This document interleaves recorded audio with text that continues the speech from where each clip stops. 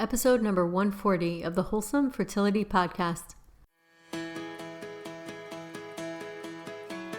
Welcome to the Wholesome Fertility Podcast. I'm Michelle, a fertility acupuncturist here to provide you with resources on how to create a wholesome approach to your fertility journey. My guest today is Laura Ortner. Laura has been in the health and wellness space for years as a coach and trainer, always trying to live at a point of optimal health. Hearing the word infertile came as quite a blow. She decided to take that diagnosis and learn all she could about infertility. Through diet, supplements, clean living, and hormone balancing, she was able to take control of her fertility naturally.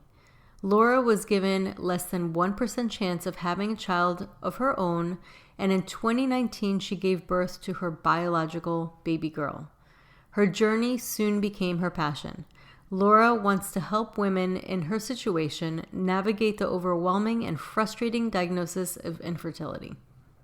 So welcome to the podcast, Laura. Thank you. So we actually know each other and we're friends outside of this. So I'm really excited to have you on finally and would love for you to share your journey. Absolutely. Thank you for having me. Yeah, very excited. I met Michelle doing her class or her certification. Was that last summer, maybe? Yeah. It seems like so long ago, but it did fly by. So yeah, I was very excited for that piece for my fertility journey. I am a fertility coach and helping people. I think it's kind of twofold, helping people get pregnant naturally, but really trying to get their bodies right for assisted treatments. Because the reality is that the IVF and IUI and things of the world have become much more common. And what I don't think is ever talked about is like how to get your body right for it. Because based on my story, so this all started probably about 5 or 6 years ago. We were trying to get pregnant. We were married, trying to get pregnant, got pregnant about 6 months later. And I was like, okay, we miscarried. And I didn't think much of it because I know, it's common. It happens. And we're trying and nothing's happening after that. And finally was recommended to go to an RE, went to them, and they took all the tests and they said, hey, your hormones are so out of whack. There's no chance that you'll ever have your own child. Have a nice day. There was no plan B. They literally handed us a brochure for adoption and sent us on our way. And we're just sitting there like, wait, what? At the time, my FSH was 47. Mm-hmm. And so, my immediate question is why? Right. Why would my FSH be in menopause when I am 35? And no one could answer that. They were like, well, it just happens. Your hormones are way off and it is what it is. And I just didn't accept that as an answer. So I started Dr. Google for the endless rabbit hole that it is, and just started researching all these things: increase AMH, decrease FSH. What can I do to get my body right? And learned everything there was about endocrine disruptors, which was a huge part of my journey. Mm-hmm. Removed every chemical from my house, cleaning products, shampoo, conditioner, all the parabens and phthalates, all those things that we're now hearing, those buzzwords that we're hearing. Removed all of that, replaced all the medicine I was taking with essential oils. So, for a headache, I was now using peppermint.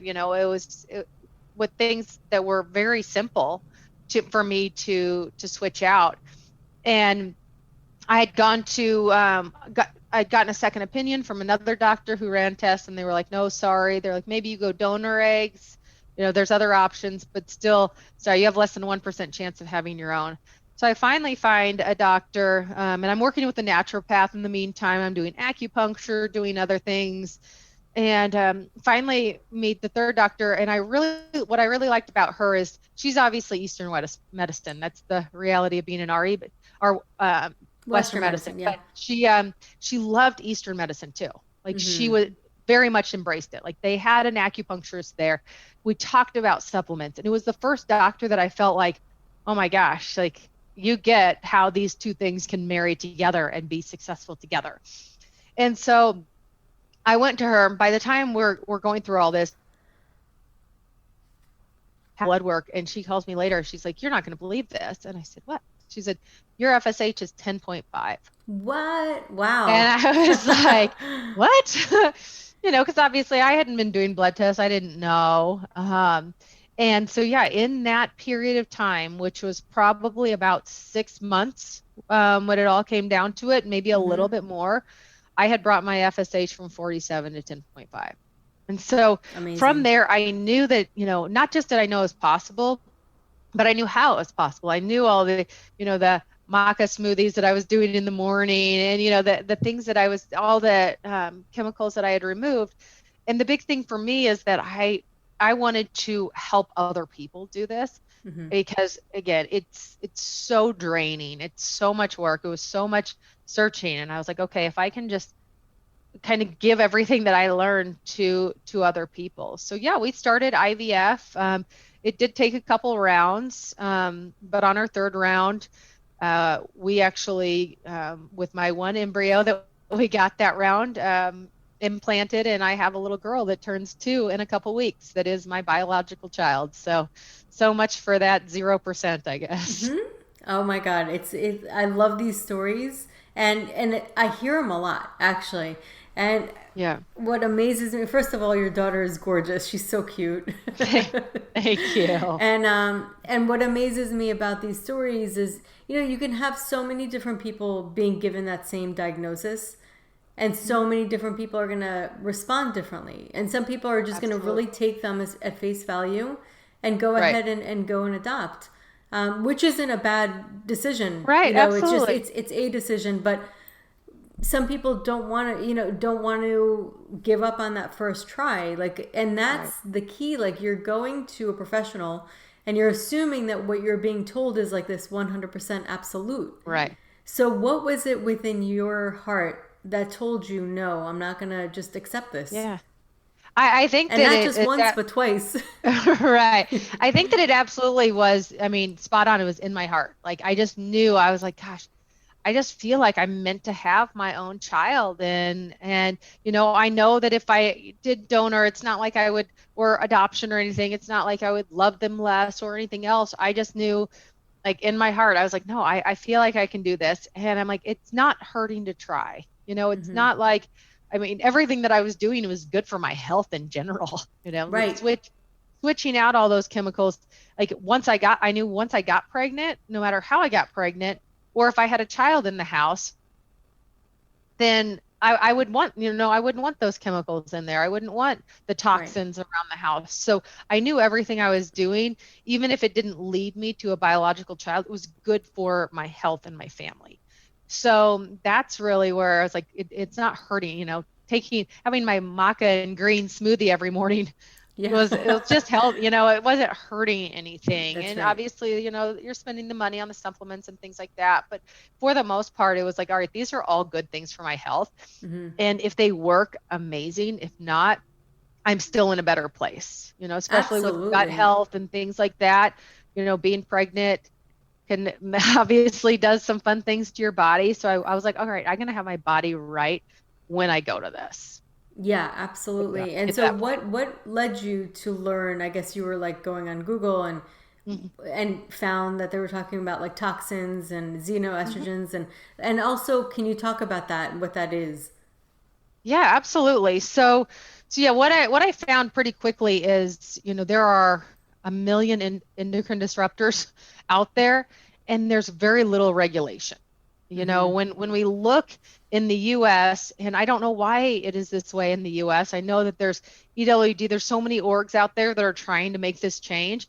But you go to Europe and they've got this list of 12,000 banned substances. I know, it's crazy. And we have this list of 12. And so what you realize really fast is that the, big companies out there, it's a lot cheaper for them to make, they can make their $5 bottle of shampoo because they're putting a bunch of extra preservatives and things like that in there to make it last on the shelf for the next 5 years. Right. So they can mass produce it. Where, I would hope everyone would logically say, hey, if this, they're adding all these preservatives and adding all these pieces, like, what is that doing to me? And Right. what that's doing to you is honestly messing with your hormone levels. Totally. And, I've had it where my I've had crazy estrogen dominance before, my estrogen's been off, and all of those pieces lead to, all the things, even if you're not trying to conceive, it can affect your periods. It can affect with Can cause menstruation. cancer. Yeah, Estrogen absolutely. I mean, sensitive breast cancer, it's a thing. yeah, absolutely. And in general, all of these chemicals. I mean, there's multiple links from, you'll see chemical A and brain cancer. You'll see that. And so the fact that we have more cancer and all these issues out there, if we're not seeing that direct link, then we're not looking very hard. So yeah, it's an overall health piece to me that was so important. So I was like, okay, how can I? So that simply what I was Googling was, regulating hormones naturally and Right. lowering FSH naturally, because, I wasn't trying to take more things. I was trying to see what I could do. And that's where that Google, and again, there's 100 different things you find, and then you start seeing a trend. The more you're seeing it, you're like, okay, I see that works. Oh, that worked for that person. Oh, it worked for that person too. Right. So you start seeing that it's working for multiple people, and you say, that's something I'm going to try. Right. And that's kind of how I went about it. And I found, for me, that I am a essential oil junkie. Yes. And I found Young Living through a friend of mine, and it just worked out perfectly because they have over 600 products. So I was able to switch to a lot of their products. Their cleaning products, their Thieves line is amazing. And so not just was I able to use the oils for a lot of the medicinal things, but I was also able to clean, my cleaning products, my dish soap, all those things. It made it easy. So not saying you have to go with that company. I'm just saying, like, that made it easier for me because I didn't have to sit there and read every label and be like, okay, all right, what's that 17-letter word there? Right. And is it safe? Is it not? So yeah. And I mean, I think that it's become more, with the Think Dirty app and things like that, that the information is much more readily accessible too, which is amazing. Yeah, for sure. And there are certain companies that use all clean products, and so it's gotten easier. So you can just go directly to those companies. Right. Yeah. Yep, absolutely. And then xenoestrogen, of course, that's like a big one, because xenoestrogen basically means it's fake estrogen. And with our body, it's so delicate. Our hormonal system is so delicate. Anything can really throw it off. Sure. So let's talk about that. Like, what are ways to avoid xenoestrogens? Well, so for me, it wasn't always, I mean, again, when you're reading these labels, it's almost complicated. So yeah, what I tell people is, like, if you've got a specific thing, like, I actually got my estrogen dominance down by warm lemon water in the morning. And, I've told people that too, because I have a friend just last week that was like, oh, I'm starting all my medications for my hormones. And I said, what's going on? And she said, my estrogen is just crazy through the roof.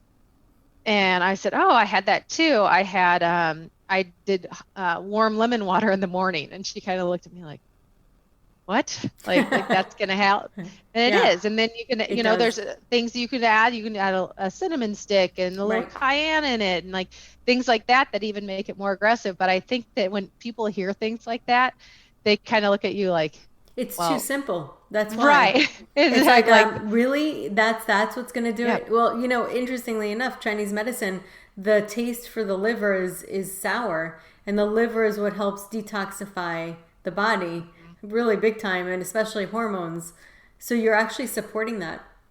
Right. Yeah. So it's funny that I think that some of these things are so simple that people are like, yeah, right. Yep. Like, no, I'm just going to take all the pills that my doctor gave me. And oh, you don't have to. So yeah, that was a big one for me that helped with when I was working on estrogen things. My period was, my menstruation was somewhat regular, but I also realized that when I started removing all the toxins, my ovulation became more regular. Because it was, I would sometimes, I always say that I didn't ovulate really strong. Like I'd have like the the level wouldn't, the LH wouldn't get as high. But I realized that also when I removed those things, that I ovulated, more in the right time in my cycle, and ovulate. It seemed like my LH was up there. So it's interesting, like all the things that a lot of people don't even realize or track or know, like what's happening with your hormones in your body when you make those little tweaks. Oh, big time. It really makes such a difference. And so let's talk about essential oils. 'Cause I love essential oils. They're Yay. amazing. And you know what? They're like herbs. They're medicine basically. They're They're just medicinal. plants. Yeah, That's right. absolutely. Yeah. So, I got in when I got into essential oils, I didn't know much about it. I knew the concept of them. What I learned really quickly is that they're definitely not all created equal. Mm-hmm. There are a handful of brands out there, and that handful is small, that is pure 100% oil, and not diluted in any way, anything else. And I think that people get confused because the FDA does not regulate the Right. labels on so many of these things. So it'll say 100% therapeutic, and what does that even mean? Right. That the labels that they put on there. So I went with Young Living because they have their seed to seal promise, where they actually grow their own. And kind of a crazy story. The lavender fields in France, that's where most of our lavender comes from, were actually going away. Like they just weren't, every harvest, they just weren't getting as much and weren't getting as much. So Young Living bought some of these fields, and they started actually, instead of doing the sprays and the everything, all the chemicals and stuff on them, they were actually spraying them with essential oils to help them Oh grow my God, how cool. instead. Yeah, and that's what they do in all their fields. So That's none of their fields amazing. have any pesticides, anything else. It's all sprayed with essential oils. I mean, that's what I do in my garden here That's too. amazing. And so they did that, and not just did theirs grow, they were getting like 2 to 3 times the yield of Wow. other ones, and now have actually bought out other lavender farms and are now one of the top lavender producers in France That's incredible. because of that. So that just shows you, it's kind of like when people say, oh, well, the organic apple isn't going to be as big as the other apple. I'm like, that's not true at all. Like Yeah. it's very important. So yeah, it became very important for me. So again, the little switches out, like there's one called Panaway that's for muscle relief, like sore muscles, things like that. But it's just like, again, all of these are just plants, which if you go back to, ancient times, like what do you think they used? They didn't pop an ibuprofen. They did, Right. it's basically going back to where we started and using natural remedies, Yeah. which in my experience have actually worked better because they're not a temporary like band-aid. Like they're Right. actually working from the inside because they absorb into your skin. So just like these toxins that you're putting on, the lotion absorbs into your skin It's and through true. into your bloodstream in like 5 seconds. Well, guess what? So do essential oils, but Right. for good reason. Yeah, in Ayurveda, they say there's like this theory or kind of like a saying, don't put anything on your face that you wouldn't put in your mouth. It's so true. Yeah. Yeah, it's scary how quickly everything that we put on our body ends up in our bloodstream. Mm-hmm. So, and again, that's talking to the brain, that's doing everything. And so we can really inhibit. I mean, even when we talk about eating organic, it's important because of those pesticides. And Right. you'll hear people say, oh, well, 10 years ago, no one was eating organic and no one cared. I'm like, well, look at the pesticide usage. Look at all the things that didn't exist 50 years ago, Right. that exist now. Right. And it's a huge difference in the food that we're eating and the quality that we're ingesting. Yeah, absolutely. So with essential oils, I know that there's many different ways to get them in the Hmm. body. Absolutely. One big way is the skin, but also it's interesting because olfactory nerve, which is the smell, Sensory. Yeah. Huh? the sensory. So you're able to smell. It actually induces emotional changes, which is Absolutely. really fascinating. It's almost immediate. And I notice it. I mean, I have a diffuser here in my office, and a lot of like it's funny because a lot of the Young Living names are very literal, like stress away, Mm-hmm. Hey, I wonder what that does. Yeah. But yeah, absolutely. Like there's valor, which they call confidence in a bottle. Mm-hmm. And absolutely, I will have, depending on what's going on that day, I will absolutely have those. I mean, I this morning my allergies were kind of acting up on me, so I did the peppermint, lemon, and lavender, Mm-hmm. and it opens me up. Eucalyptus, oh my gosh, that stuff just will clear the sinuses in no time. But just the smell of it is also, I can feel it working through my system. And all I do is have it in a diffuser. I haven't It's incredible. ingested it. I haven't put it on my body. And that was another thing I liked with the oils at Young Living, is they are the only ones that are actually FDA approved for ingestion. So not Mm-hmm. every oil is safe for that. Any other company I definitely wouldn't suggest, but I also liked the idea to know which ones were safe, Mm-hmm. if I did want to ingest it, if I did want to have. So I'll do a drop of lemon in my water, Mm-hmm. because it just the concentration factor of a drop of oil versus squeezing 100 Mm-hmm. lemons into your water. Mm-hmm. Also, a lot of it's made from different parts of the plant. So like you squeeze, everyone knows you can squeeze a lemon into your water. Well, the oil is made from the rind. Mm-hmm. So that's a lot more potent in its medicinal effect. Right. So, you get not just a higher concentration, but you may actually be getting a different part of the plant too that you wouldn't normally, you're not going to chew on a rind. so, Yeah. so you get that extra perk from that. But no, I love it. I love, all the pieces that you can do. And again, adding, I've become very DIY with it, where I'm like, all right, I'm going to make my own scrub, and Mm-hmm. now it smells good and works and everything else. So it's fun. It's amazing. It really is. We use it actually for washing the floor, and just the smell of it is so nice. It's Mm. so much. It beats Clorox. I can tell you Oh my that. gosh. Yeah. Well, and it's funny now is that I'm very sensitive to the chemical smells. Mm-hmm. If I go into somewhere, like the sheets have obviously been washed with the Tide type, like very potent scents, and someone's cleaning with heavy disinfectants, it just gets right in my nose because I'm not used to having all It's those true. Yeah. chemicals around. So it's It's crazy how very much more harsh. sensitive. Very harsh on the skin. So for sure, avoiding the chemicals, you can use the essential oils instead. They do sometimes a better job. And then also they can help balance hormones in a whole separate thing. Absolutely. Yeah, there's multiple hormones out there. So I had a mix, and I can send it to you as well if you'd like. I had a mixture that I used that I actually put in a little roller bottle. You guys can get these roller bottles on Amazon. They're super Mm-hmm. cheap. It just makes it a little bit easier to go on. And I would do a roller bottle, and I had a fertility roller bottle. I had one that I made when I was pregnant.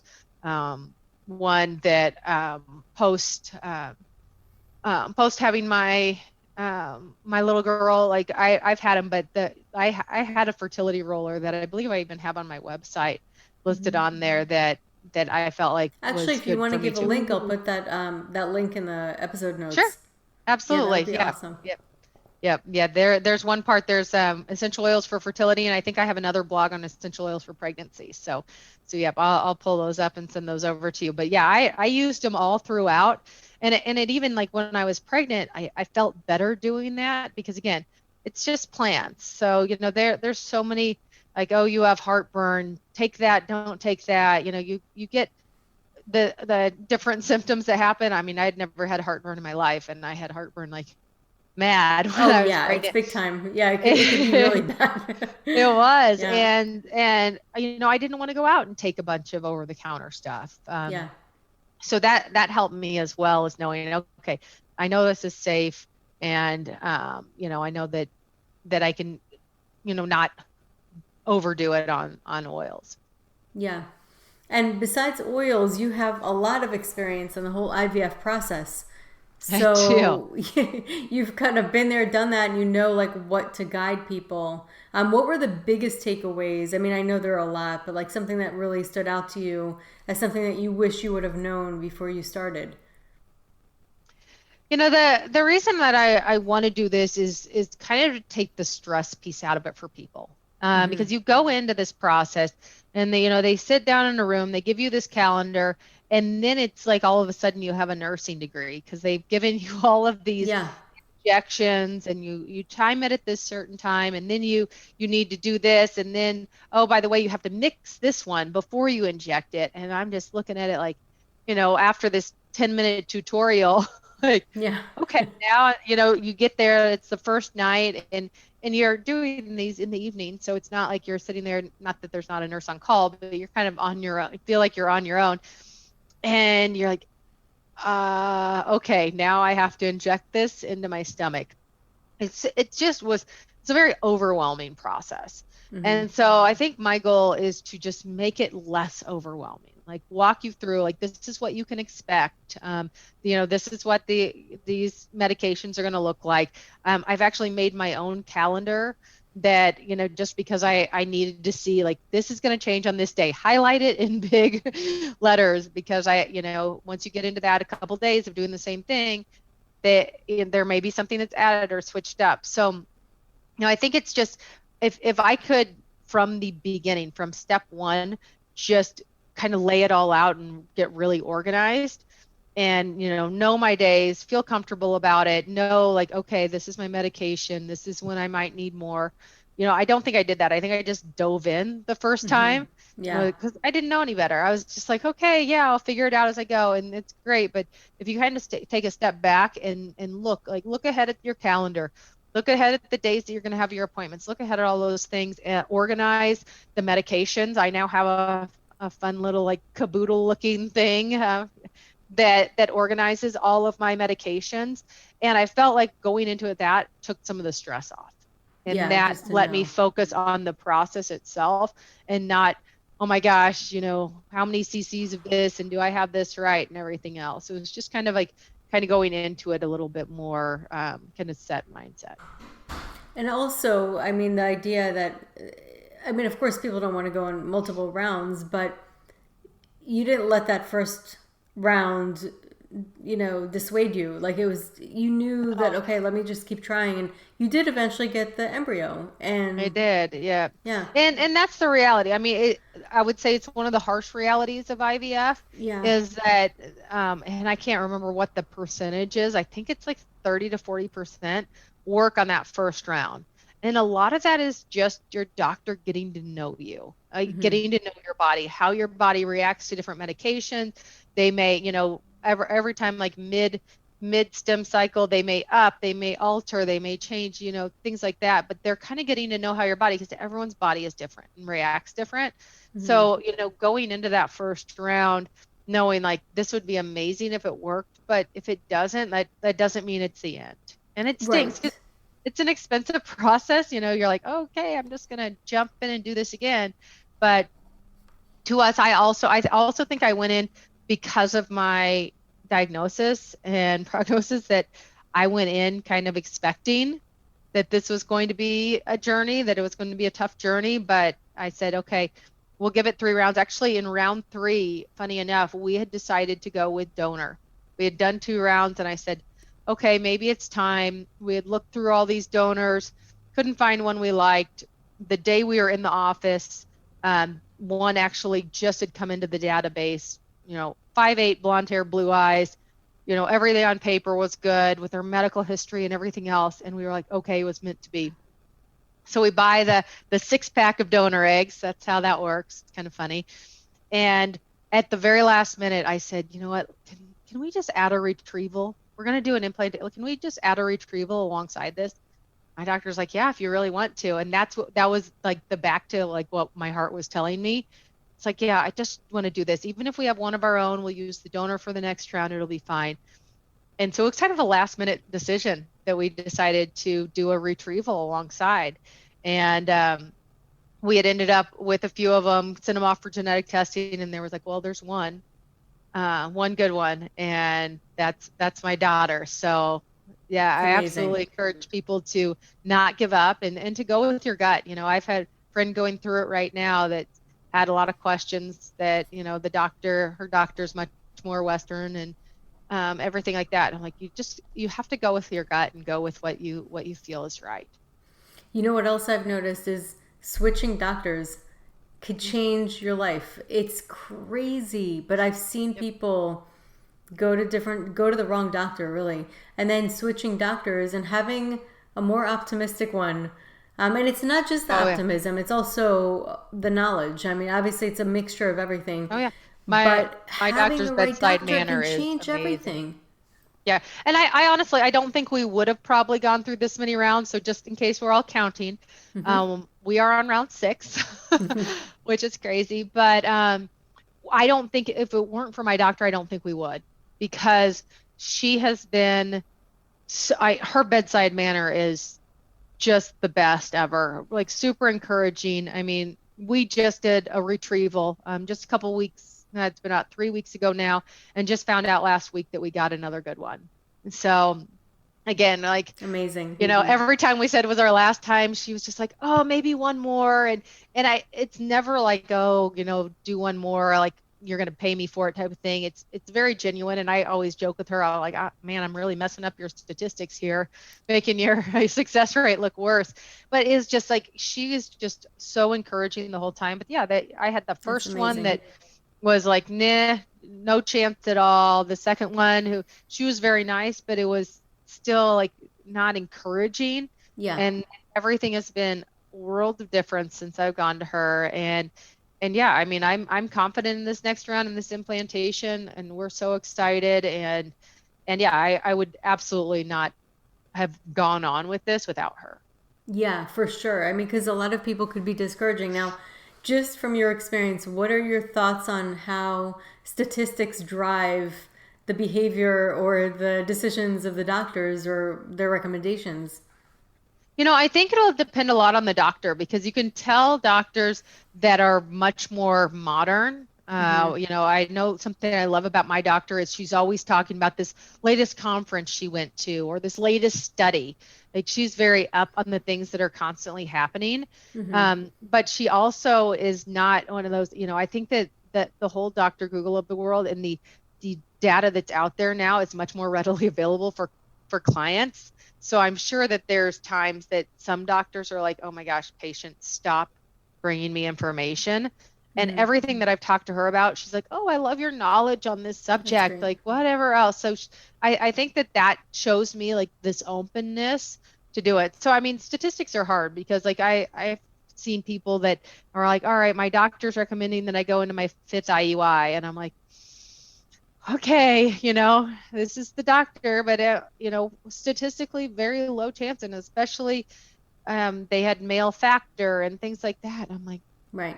I just, so yeah, there are definitely times that I hear the doctor recommendation and I'm like, oh my gosh, I would never try to go against that. I have 0 medical degrees.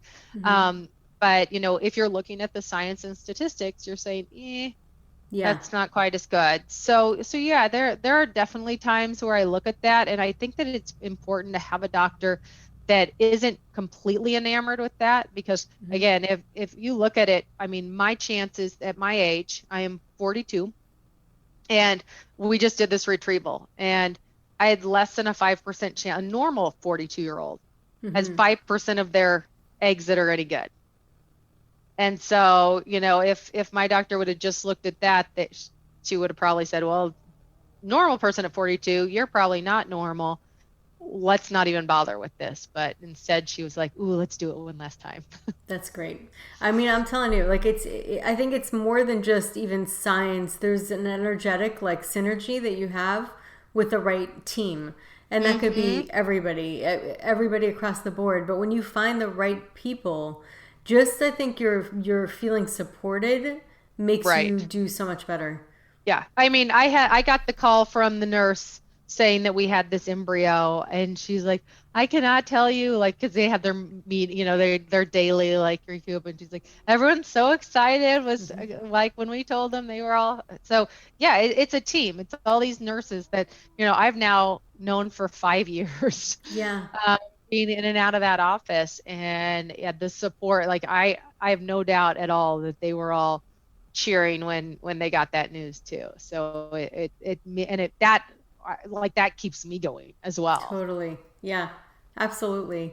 Well, that is so exciting. I'll Thank be you. following you, and I love these stories. I love the warriors that come back from the you have less than 1% chance of Right. having a baby with your own eggs, and I love those stories, not because of obviously the horrible thing that they heard, but the fact that you came back from that, the fact that you listened to your gut and you still Right. did it, and you knew, like, hey, something in my heart's telling me I actually do have a chance, despite being given this Right. information from two doctors. And this happens all the time, and people and I Yeah. actually see it. I see it with my online clients, with my in-person. Like, they get so discouraged. So when you hear stories like this, it's so uplifting and it inspires so much hope. So I Right. love it. It's empowering. Yeah. No, I loved it too. Like whenever I was first going into this, I was like, I'm seeing success stories. Like it can happen. And Yeah. I wanted to be one of those stories. I just was like, I want to be one of those success stories. I want to prove them wrong. Yeah, I love it. It's great. Yeah, absolutely. So if you could go back to yourself before this started, when you were really like lost, didn't know, were getting the poor diagnosis, what would you tell yourself back then with the knowledge you have today? I think it would be twofold. One, like, don't be afraid to ask for help. I mean, at that time, I didn't know. I mean, even actually when I wanted to become a fertility coach, I didn't even know if that was a thing. I Mm-hmm. had just gotten my health coaching certification. I was like, that's just so vague. Like, what do I want to do with this? And I was like, God, I really would love to help people in this area. Let me let me look around. And I just started Googling like fertility coach, fertility counselor, infertility, all those things. I didn't even know if that existed. So I wish I would have looked for that before to have someone to kind of guide me in the process, because then I probably wouldn't have spent every night for hours trying to Yeah. find all that information. But I think, just from a like internal standpoint, I wish that I would have kind of prepared myself. Like it is a hard journey. It is, Mm-hmm. it It is is. emotional, it is physical, it is mental, it is all of those aspects. And so I wish I would have been a little bit more prepared for how hard it was going to be. It's hard on your relationship, it's hard on your body. I mean, I've gained weight every round of IVF, all those pieces. But, I think if I would have just said, hey, it's going to be super hard, but it's all going to be worth it, Yeah. in the end. So then I would have kind of prepared myself for how much, if you would have told me that 5 years later I'd still be going through it, I would have been like, oh, no way will I be able to do that. But, I think with like this probably applies to everyone, like you're stronger than you know, you're stronger than you ever give I love yourself that. credit for. And that's really what this was. It was, me just saying, hey, I'm going to continue to fight because like I am strong enough to do this. I can do this. And there Oh, are I times that I love probably it. doubted that, but Yeah. that's the reason I'm still here. Spoken like a true warrior. I mean, I think that is just so beautiful and so Thank you. empowering and so true, right? We're so much more powerful. We're so much more strong than we give ourselves credit for. Absolutely. Absolutely. So, for people who want to reach out and work with you, how can they find you? Yep. So the easiest place is just to go to my website, which is naturallylb.com. And I do have, just in case you guys are interested in essential oils, I do have a whole page just with information, what I like, some of the recipes that I use, etc. So all of that is on there. And then there is a link to different services I offer, as well as a link to set up a free consultation with me. And then there's also, if you're just looking for information, I've got blog posts that, I referred to a couple of them that are just there to try to help you on your journey, everything from kind of organizing and saving on your IVF medication um, to the actual like breaking down the process so you can understand it more. So there's a lot of tools in there as well on my blog page. Awesome. Well, Laura, it's always great speaking with you, a Yes. personal friend. Yes, great to And see you. so good to have you on the podcast. So thank you so much for coming on. Oh, thank you so much. Have a great day. So that concludes today's episode. You can find all of the links mentioned on the episode notes. If you're enjoying these episodes, please take a moment to share and leave a review. Reviews mean everything to podcasters, and I really enjoy hearing from my listeners. You can also find me on my website at www.thewholesomelotus.com or email me at info@thewholesomelotus.com. I love hearing from my listeners. If you're interested and want updates as well as a free ebook on my top 10 fertility boosting habits, you can visit my fertility page on www.thewholesomelotus.com. I thank you so much for listening in and hope that you have a beautiful day.